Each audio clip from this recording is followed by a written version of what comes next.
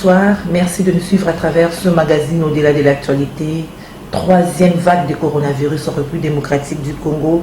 Les virus et des retours, cette fois-ci avec plus d'énergie, plus de tactiques et des camouflages. On ne tousse pas, pas de fièvre. Mais curieusement, les Quinois n'y croient pas. Pourquoi? C'est dans le cadre de la sensibilisation que nous sommes descendus ce soir au centre hospitalier HJ Hospital pour nous entretenir avec le directeur général, parce que le centre hospitalier HJ Hospital accueille les malades ou prend en charge les malades atteints de coronavirus. Et nous sommes là avec le directeur général du HJ Hospital, M. Jean Mokenge Bissumboulé, à qui j'ai dit bonsoir, M. DG. Bonsoir madame, bonsoir à tous les téléspectateurs qui sont en train de vous suivre à l'instant. Je suis là pour répondre à vos questions. Je suis là aussi pour sensibiliser non seulement la population quinoise, même si on doit se limiter qu'à ça, mais toute la population congolaise sur le fait que d'expérience, je peux affirmer que le virus du coronavirus ou le coronavirus existe bel et bien. Et que j'en ai la preuve parce que HJ Hospitals reçoit des malades du coronavirus. HJ Hospitals en a soigné une bonne... je ne voudrais pas donner toutes les statistiques, mais comme il peut arriver dans ces domaines-là, HJ Hospitals a aussi perdu certaines vies de certains de ses patients. Donc, ne pas croire en l'existence de cette maladie est une erreur fondamentale. Et je voudrais dire à ces propos qu'il faut rentrer dans la mentalité des gens pour mieux comprendre certains phénomènes. Les Quinois ne croient jamais, si pas les Congolais, mais les Quinois ne croient jamais en ce qu'ils n'ont pas vu. C'est ça le grand problème. Donc vous croyez, vous, directeur général, parce que vous avez vu des malades, parce que vous palpez du doigt la réalité. Je palpe du doigt la réalité. Bon, quand je dis les Quinois, ce n'est pas les 100% des Quinois. Pour la plupart. Pour la plupart, ils ne croient jamais, ils doivent voir. Et généralement, même quand ils ont vu, ils déprécient un peu la réalité. Vous n'avez qu'à prendre l'exemple d'un accident. Aujourd'hui, et les Quinois parfois inventent même ce qui n'existe pas. Aujourd'hui, on peut connaître un accident qui a provoqué 3 morts. Le Quinois est capable de dire non, il n'y a pas eu de mort. L'autre est capable de dire non, il y a eu 30 morts. C'est-à-dire, c'est un peu dans la mentalité du Quinois. Mais moi, je voudrais dire et affirmer devant toute l'opinion quinoise et congolaise que les virus existent, que la maladie existe, que la maladie est parmi nous, que la maladie a déjà tué beaucoup d'entre nous. D'ailleurs, si on peut parler de son Excellence, Monsieur le Gouverneur de la ville de Kinshasa, il a été témoin, il est venu nous rendre visite avant-hier, je crois, et il a pu accéder au pavillon Covid. Il a vu des malades. Il a vu des malades. Alors nous allons arriver à la visite. Et il a parlé avec certains d'entre eux. Et moi-même j'étais là parce que mon rôle c'est d'aller partout où le devoir m'impose d'aller. Je suis allé au pavillon, j'ai vu des malades. Ça existe, prenons soin de nous, croyons d'abord et le reste on le fera après. Alors aujourd'hui on parle de la 3e vague, il y a eu des vagues précédentes. Ouais. Alors comment est-ce que vous prenez en charge ces malades? D'abord, est-ce que ces malades viennent d'eux-mêmes vers vous ou soit vous allez vers ceux qui sont suspectés? Non, c'est-à-dire d'abord les malades viennent d'eux-mêmes et je voudrais encourager tout le monde, tout celui qui sent que son corps ne répond plus de la même manière qu'avant, qu'il voit un médecin. C'est-à-dire ne pas répondre de la même manière qu'avant? C'est-à-dire dans les vagues qui ont précédé, selon ce que j'en sais, il y avait des signes, des symptômes, même si la maladie peut concerner les asymptomatiques, mais il y avait des symptômes qui étaient connus. Aujourd'hui, la plupart de ces symptômes-là ne se révèlent plus. Ont disparu. Ont disparu, on sent autre chose, on sent une certaine lassitude, on sent une certaine fatigue. Et dès qu'on commence à se poser la question, dès qu'on commence à penser que son corps ne réagit plus de la même manière, il vaut mieux toujours consulter un médecin. Il faut venir vite. Il faut venir vite, il faut voir vite un médecin. Alors il y a des exigences ici chez vous? Quelles exigences? Par rapport aux malades atteints de Covid. Par exemple? Il faut payer quelque chose, il faut... Mais oui, bon, on n'a pas encore dit que les soins... Ah, il faut payer quelque chose pour les malades. Oui. Mais le gouvernement a déjà dit qu'il prenait en charge les soins médicaux des patients. Alors si il faut revenir encore par rapport à la vague précédente, Ouais. en termes de statistiques, vous pouvez évaluer à combien le nombre de malades que vous avez eu à recevoir? Nous en avons reçu un très bon nombre, mais ce qui m'intéresserait moi, c'est de dire que nous avons pu rendre la santé à 98% des malades qu'on a reçus. C'est ça l'essentiel. C'est ça l'essentiel. Nous avons perdu à la limite entre 1 et 1,5%. Et il faut dire que HJ Hospitals, qui devrait fêter son 5e anniversaire le 2 avril, ne l'a même pas fêté à cause de ce qui est arrivé, à cause de la pandémie. Il fallait s'occuper des malades. Il fallait s'occuper des malades et nous ne sommes pas dans une situation de joie. Nous sommes dans une situation de détresse et de tristesse. C'est-à-dire, nous avons tous les moyens pour soigner les malades qui viennent vers nous. Là, aujourd'hui, généralement, ce qui manque pour une prise en charge efficiente de malades, c'est généralement c'est l'oxygène. C'est-à-dire, quand la maladie commence, elle affecte l'ensemble du corps, mais elle devient beaucoup plus violente quand elle va vers les poumons. C'est-à-dire quand elle vous empêche de respirer normalement et qu'elle vous impose d'avoir une respiration artificielle qui vient d'ailleurs. Sur ce plan... Et vous en avez assez ici à HJ Hospital. Maintenant, ça pose problème, mais nous avons quand même... nous sommes un hôpital doté de tous les moyens techniques. Nous pouvons faire face à ça. Mais, eu égard au nombre croissant actuel, ça peut devenir un peu plus difficile. Parce qu'en fait, nous avons un projet de production de l'oxygène sur place à l'hôpital. Vous savez, dans beaucoup d'hôpitaux ici, il faut transporter l'oxygène, l'amener près des malades, tout ça, tout ça. Mais HJ Hospital, ça a été construit d'une autre manière. Dans tous les pavillons d'hospitalisation, il y a une source d'énergie, d'oxygène plutôt. C'est-à-dire, on peut produire l'oxygène sur place et l'amener jusqu'au lit de chaque malade. Okay. Mais nous ne sommes pas encore en mesure de le faire parce que nous avons un petit problème que nous sommes en train de régler. C'est un projet. Nous avons déjà tous les moyens, il manque le terrain. Il manque le terrain, nous sommes en train de chercher à côté. Si quelqu'un peut nous céder un terrain, si l'État peut nous concéder quelque chose pour que l'oxygène soit produit ici et transporté vers le malade sans traverser de longues distances.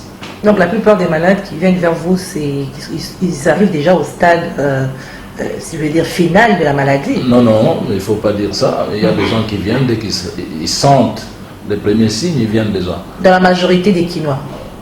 Oui. Parce que ce n'est pas des habitudes des Quinois. Non, il n'y a pas que les Quinois. Ils sont plus sceptiques par rapport à la maladie. Nous avons aussi une patientèle étrangère. Il y a beaucoup d'expatriés qui viennent. Aujourd'hui, par exemple, nous avons reçu, je crois, 37 cas. Mais il y a 21 Quinois, donc ça dépend. Qui ont senti les malaises. Qui ont senti des malaises et d'autres qui ont senti que la santé était un peu devenue préoccupante. Ils sont venus, ceux qui sont hospitalisés aujourd'hui, c'est plus ou moins 37. Et nous n'avons plus suffisamment de place pour continuer. Nous sommes en train d'aménager un autre pavillon et demain ou dans 2-3 jours nous serons prêts pour continuer notre travail. Donc la situation est vraiment... Nous sommes dans une tendance haussière. Nous sommes dans une tendance haussière. Nous sommes dans une... On dit que c'est la 3e vague.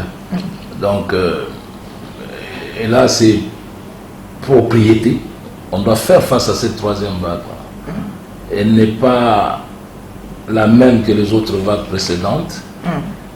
On parle aussi d'un variant qui s'est revenu d'autres pays. notamment de l'Inde, des choses comme ça, du Royaume-Uni. Donc on parle aussi d'un autre variant. Donc il y a deux choses. Il y a une troisième vague du Covid, mais une vague qui serait portée ou qui serait accompagnée par un nouveau variant, par un troisième variant.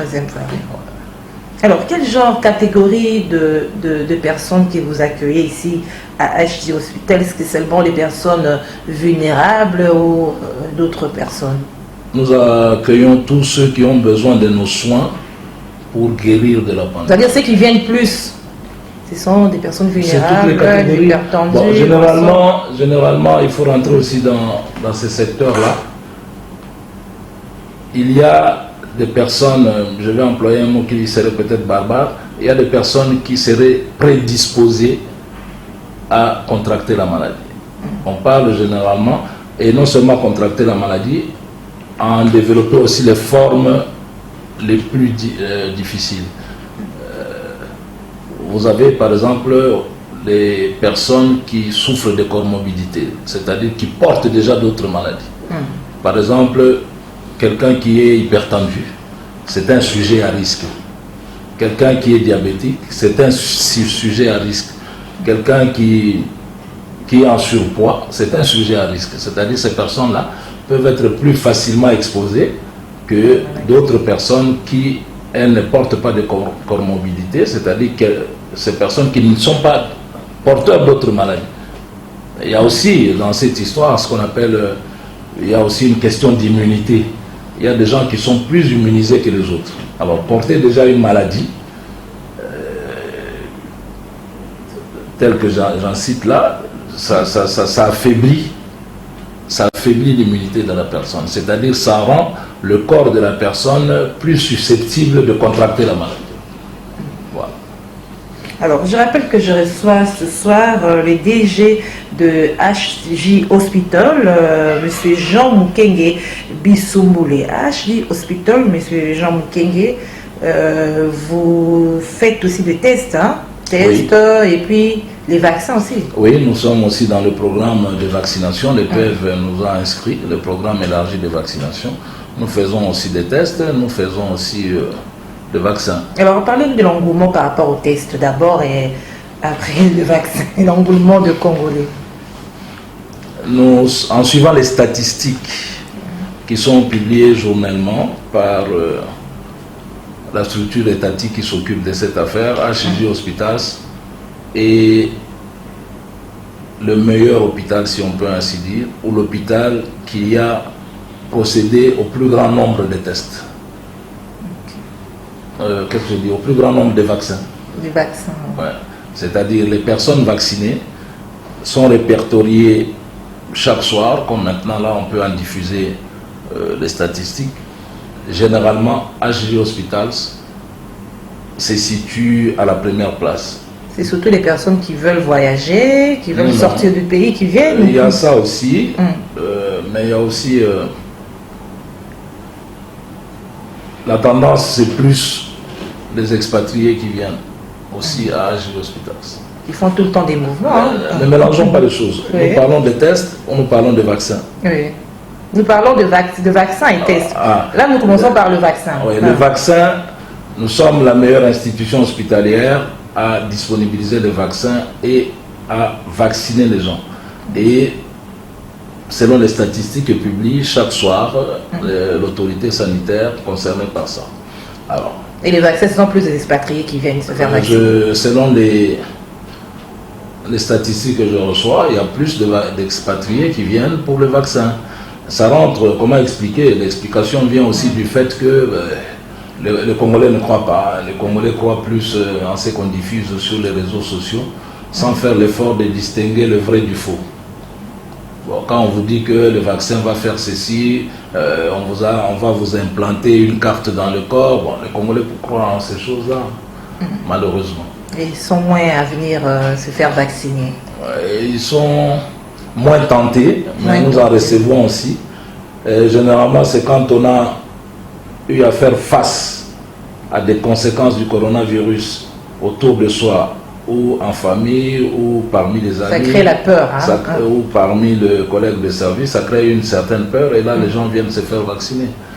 Bon, généralement, le Congolais lui veut d'abord avoir la preuve avant de se donner à quoi que ce soit. Et pour ce qui est du test? Le test c'est la même chose aussi. Le test c'est la même chose aussi. Beaucoup de gens hésitent à se faire tester. Beaucoup de gens affirment leur immunité et leur bonne santé sans avoir cherché à la prouver. Pour se savoir en bonne santé et pour être en mesure de se protéger, je crois que la meilleure chose à faire, c'est de ne pas venir à l'hôpital lorsqu'on est malade. Il faut venir à l'hôpital quand on est encore en bonne santé. C'est-à-dire, il vaut mieux consulter quand on est encore en bonne santé. Le médecin pourra vous dire, oh non, mais la bonne santé là, elle est apparente, vous avez un petit souci à tel endroit, on répare le petit souci. Mais quand on vient souvent tard, beaucoup plus tard qu'il ne faut, bon. Là aussi, c'est le problème de moyens, bien qu'on dit que la santé n'a pas de prix. Hein. La santé n'a pas de prix, c'est une réponse que vous donnez déjà. Hein. Oui, je voudrais... C'est pas nécessairement un problème de moyens. Mon observation personnelle au plan sociologique, c'est que le Congolais renverse les priorités. Au lieu de se mettre chaque soir autour, dans un bar populaire ou dans un endroit ouvert, autour de 12 bouteilles de bière qu'on est en train de consommer entre amis, on peut quand même limiter cette consommation plus tard mortelle et aller voir un médecin. Nous devons apprendre à gérer les priorités. Et puis à ce niveau-là, il y a aussi un souci, je peux en parler librement. Je crois qu'il est temps que nos gouvernants pensent à la mise en place d'un système de santé qui puisse permettre la prise en charge des maladies de nos populations sans que ces populations soient tenues d'exposer, de chercher de l'argent, de payer. On peut mettre en place un système de gestion de la santé de tous. Hein. On peut demander par exemple à chacun de cotiser $10 pour une mutuelle de santé. On peut créer ça. On peut créer des mutuelles de santé. On peut mutualiser les soins de santé. Il ne faut pas que nécessairement tout le monde soit riche pour qu'on mutualise les systèmes de santé. Prenons un exemple simple. On sait par exemple que dans notre pays, les soins de santé doivent être fournis par les employeurs. Les employeurs peuvent minimiser leurs dépenses en mutualisant les soins de santé. Avec des cotisations. Avec des cotisations. Vous gagnez $100, mais vous pouvez mettre de côté $10 dans une mutuelle de santé pour le cas où vous tombez malade. Mais je reçois parfois des gens ici qui me disent, ah, comme tu as $10, mais la bière, déposer $10. S'interroge aussi, est-ce que je tomberai malade un jour? C'est ça le problème, solution. Tout ça, ce sont des questions de mentalité qu'il faut... Il faut un travail. Il faut un travail pour... pas que le Congolais change de mentalité, mais qu'il adopte une mentalité plus constructive. Alors, c'est déjà notre problème. C'est aussi à propos des gens qui croient à la maladie, mais qui hésitent de venir à l'hôpital parce qu'ils voient déjà la mort. Oh non, là-bas, si vous allez, on va vous mettre sous respirateur. C'est ce que c'est raconte, hein? On ne met pas, madame, excusez-moi de vous interrompre. D'abord, ça c'est... On ne met pas dans n'importe quelle situation quelqu'un sous respirateur. On met sous respirateur un patient qui n'est plus en mesure de respirer de manière autonome, c'est-à-dire il a besoin d'une source d'oxygène extérieure, faite de trop de bruit. On raconte n'importe quoi, on raconte ce qu'on n'a pas vu en prétendant qu'on a bien vu, on raconte ce qu'on n'a pas entendu en prétextant qu'on a entendu. On a raconté à un moment donné que les gens qui souffraient du coronavirus n'étaient pas tous, qui étaient morts, n'étaient pas tous morts de coronavirus, ou les gens qui ne souffraient même pas. Et qu'on allait les tuer à l'hôpital. On allait les tuer à l'hôpital pour que... Et on donnait parfois de l'argent aux familles pour qu'elles acceptent que le disparu ou la disparue est morte de coronavirus. Moi, je voudrais dire qu'il s'agit des fantasmes. Peut-être que cela est arrivé, mais ça ne peut pas être venu des HJ Hospitals. Et je donne les statistiques de mort. C'est moindre par rapport à Oguéry. C'est beaucoup moins qu'ailleurs. Même pour la République, c'est beaucoup de loin moins que dans d'autres pays. Il y a des statistiques qui sont publiées. Aujourd'hui, on sait dire combien des Congolais ou combien d'habitants du Congo ont été concernés par cette maladie. On sait dire combien sont morts de cette maladie. Je ne voudrais pas me tromper, mais je crois que peut-être nous avons les statistiques les plus basses. Si on voit, évidemment je me souviens. Par rapport au décès. Par rapport à tout. Même les malades. Même les malades, ouais. Je ne sais pas si on en a eu déjà 50 000, je ne pense pas. Je crois qu'on avoisine le 20 et quelques mille, les 30 000 tout au plus. Je ne voudrais pas venir ici avec une propagande religieuse, mais je crois que quelque part il a existé un Dieu pour les Congolais. Parce que si on voit ce qui s'est passé et qui continue à se passer dans le pays comme le Brésil, dans le pays comme les États-Unis, dans le pays comme l'Angleterre, dans le pays comme la France, dans le pays comme l'Afrique du Sud, mais on est béni. C'est question de respecter les mesures barrières. Hein. Non, on ne les respecte pas beaucoup, hein, madame, si vous voulez revenir à ça. Circuler dans la rue ici, vous verrez tout le monde porte un masque, mais il le porte en dessous de son ou sur son menton.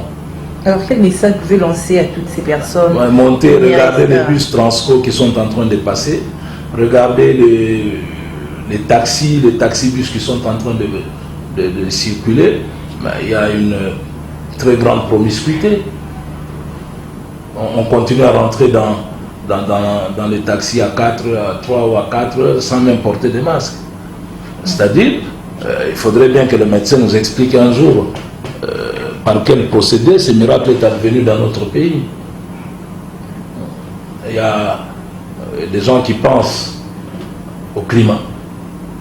Il y a des gens qui pensent aux immunités que nous aurions acquises par plusieurs faits, peut-être par notre alimentation, peut-être par des maladies qu'on a eues, peut-être par des vaccins qu'on a. Mais jusque-là, on ne sait pas tout dire. Tout au moins, c'est une bonne nouvelle pour nos populations. Nous avons connu des maladies, nous avons connu des pertes en vies humaines, mais jusque-là, ce n'est pas de la même manière que dans d'autres pays. Et ça, je pourrais en être content. Et pour parler de HJ... La prise en charge est assurée par rapport à la maladie. J'ai eu des malades qui sont venus. On a pu en soigner plus qu'il n'en est décédé. Et le nombre de morts est très, très, très infime par rapport au nombre de personnes reçues. Alors, par rapport à cette troisième vague, le gouvernement appelle plus au respect de gestes barrières à la population qui, pour la plupart, ne respecte pas. Nous avons dit tout au début. Alors, si vous pouvez lancer un message à ceux qui nous suivent en ce moment. J'accepte volontiers et je souhaiterais le lancer en langue nationale. Bamama Batata Bandeko, Nazali Mokonzi HJ Hospitals, hôpital ils en alimité dans la première rue. Naza Kopé Sabino Sangoke, maladie wana babengi Covid-19 ezali okati na biso. To milenge là, tozo ba précaution nyonso pour maladie wana ekotela biso ti. Voilà ce que je peux dire. Si vous voulez que je le dise en Swahili, je peux le dire en lingala. Déjà, le message est passé. Merci beaucoup. Nous avons commencé l'émission en français et le message est passé en lingala. Vous avez reçu la visite du gouverneur de la ville. Ouais. Quel était l'objectif de sa descente ici à HJ Hospital? Je tiens d'abord à remercier le gouverneur de la ville, son Excellence Ngobila, pour la visite qu'il a rendue à HJ Hospitals, mais j'ai cru comprendre qu'il a pris le risque de venir non pas seulement à HJ, mais de faire un tour des hôpitaux publics et privés de la ville de Kinshasa pour évaluer la situation. Et il a eu le courage de rentrer à HJ par exemple, dans le pavillon où sont hospitalisées les personnes atteintes du Covid-19. Ils sont au nombre de combien aujourd'hui? Aujourd'hui, nous avons une trentaine, une quarantaine tout au plus. Qui sont hospitalisés. Qui sont hospitalisés. Alors, il a pris son temps pour parler avec beaucoup d'entre eux, pour les encourager, pour leur dire qu'ils s'associaient à la douleur qu'il y avait dans leur famille, qui traversait un mauvais moment par rapport à la maladie. Et il a promis d'être toujours à côté des malades. Je voudrais dire que c'est un risque énorme que le gouverneur a pris de venir jusque-là parce que la contagion est très facile. Évidemment, à HJ, comme la plupart des hôpitaux, nous avons reçu ça d'ailleurs de l'autorité gouvernementale, dispose de l'autorité sanitaire, voulais-je dire, dispose des EPI, des équipements de protection individuelle. Mais le gouverneur a dû se soumettre à porter cet équipement-là pour être proche de ses administrés, pour leur parler, pour les encourager dans la souffrance qu'ils sont en train de traverser. Et tout ce que je peux lui dire, Excellence Monsieur le Gouverneur, merci. Et surtout, vous êtes le responsable numéro 1 de la ville de Kinshasa. Les patients auxquels vous êtes venus rendre visite sont des Quinois. Et il est toujours bon que papa soit à côté de ses enfants. C'était un véritable réconfort pour ces malades. Un véritable réconfort. Un véritable réconfort. Alors vous avez aussi besoin de l'aide du gouvernement au niveau des hôpitaux. Oui. De plus en plus, nos besoins dépassent et nos attentes sont plus importantes. On a besoin de l'aide du gouvernement. Pour l'instant, par exemple, on a besoin que le gouvernement nous soutienne dans cette affaire d'usine d'oxygène, parce que nous voulons installer une usine d'oxygène. Rien n'est dit, Dieu nous en garde, rien n'est dit que la troisième vague sera la dernière, ou que la pandémie va s'arrêter dans quelques temps. On doit toujours aussi penser à l'avenir. Mieux vaut prévenir. Mieux vaut prévenir que guérir. Avec ce qui est arrivé, on doit être toujours prêt. Non seulement à une récurrence de la pandémie, mais nous devons être prêts. Il peut arriver d'autres choses. Comme vous avez si bien dit, il vaut mieux prévenir que guérir. Voilà. HJ Hospital n'est pas seulement spécialisé en Covid-19. Quelles sont vos spécialités? Là, je voudrais vous dire que HJ Hospital, c'est un hôpital multispécialité. L'objectif de M. Ari Jactani, qui est le promoteur de HJ Hospitals, était d'installer en République démocratique du Congo, en commençant par Kinshasa, un hôpital multispécialité qui dispose de toutes les capacités techniques pour donner et délivrer tous les soins médicaux et tous les services médicaux afin de mettre fin au tourisme médical. Il ne sert à rien qu'un Congolais qui tombe malade puisse chercher de l'argent pour se faire soigner en Inde, pour aller en Afrique du Sud, pour aller en Europe. On n'a pas tous ces moyens-là. Et généralement, quand on est obligé d'effectuer ce genre de tourisme, on arrive dans un pays qu'on ne connaît pas. Généralement, quand on part dans des pays comme ça, on est obligé d'avoir une aide, d'être accompagné par quelqu'un. Tout ça, ça alourdit les frais. Alors qu'ici, si on peut trouver tous les soins ici sur place, comme AJ sait les offrir, je crois que ça allège la peine de nos concitoyens. Voilà. Merci, monsieur le directeur général. À moins que vous ayez un mot de la fin pour conclure. Merci à vous. Merci à vous. Merci à CCTV. Le seul mot que je peux dont je peux user pour conclure, c'est lui d'abord de vous dire merci. Ensuite, de vous inviter à poursuivre votre campagne d'éveil auprès de nos populations pour qu'elles considèrent que la maladie existe, pour qu'elles pensent qu'il faut prendre toutes les précautions d'usage pour ne pas tomber malade de cette maladie-là, et que surtout, pour que chacun d'entre nous, dès qu'il sent un début de quelque chose à laquelle il n'est pas habitué, qu'il consulte son médecin. Qu'il consulte un médecin, qu'il consulte HG Hospitals. Merci. Voilà, merci monsieur le directeur général de HG Hospitals, monsieur Jean Mukenge Bisumbola. Merci d'avoir répondu, d'accepter de vous entretenir avec nous, et merci à vous, fidèles téléspectateurs du magazine Au-delà de l'actualité. Troisième vague de coronavirus, comme vient de le dire le directeur général de ce centre hospitalier HG Hospital. La maladie est là, le coronavirus est là. Ils prennent en charge des maladies, des malades qui guérissent. Alors, il faut respecter les mesures barrières et venir à l'hôpital dès que vous sentez que ça ne va pas. C'est la fin. Au revoir.